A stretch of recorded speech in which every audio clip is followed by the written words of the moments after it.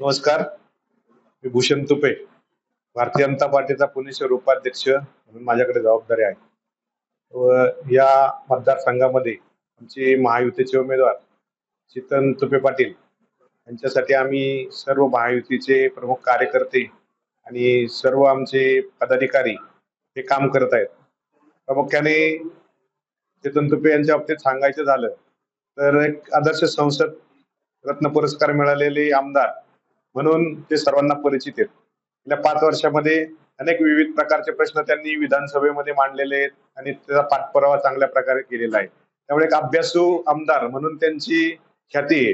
आणि त्यांनी जे जे आता मेट्रो सारखा विषय असेल तर मेट्रोचा विषय खराडी ते स्वारगेट आणि खडकवासला असा जो आहे, खडकवासला ते खराडीपर्यंतचा मेट्रोचा विषय आता मागे मंजूर करून घेतलेला आहे. त्याचप्रमाणे 24/7 हे पिण्याच्या पाण्याचा जो विषय आहे, महापालिकेच्या माध्यमातून त्याचा पाठपुरावा ते करत आहेत.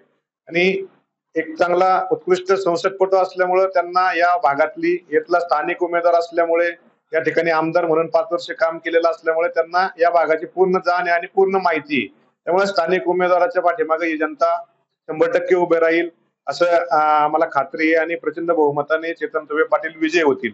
कारण यामध्ये त्यांनी आता केलेल्या 5 वर्षामधील विविध प्रकारची कामं असतील, महापालिकेच्या माध्यमातून केलेलं काम असेल त्यांच्या पहिल्या काळामध्ये. त्याचप्रमाणे महायुती म्हणून मागच्या 14 ते 19 मध्ये योगेश अण्णा टिळेकर यांनी केलेली विकास कामे असतील, त्यामध्ये ससन नगरचा अंडरपास असेल, मांजरीची पाणी पुरवठ्याची योजना असेल, त्याचप्रमाणे मुळा मोठा नदीवर मांजरीचा पूल असेल, असे वेगवेगळे जे विषय आहेत ते या दोन्ही आमदारांच्या माध्यमातून मार्गी लागलेले आहेत.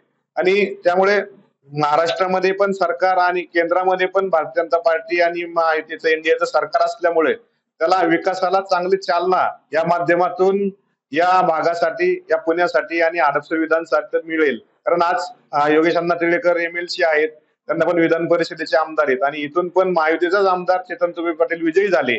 तर त्या माध्यमातून 2 आमदार हे आपल्या या विधानसभा मतदारसंघाला मिळतील आणि डबल इंजिनमुळे या भागाचा विकास चांगल्या प्रकारे होईल आणि या भागातील प्रश्न मार्गी लागतील.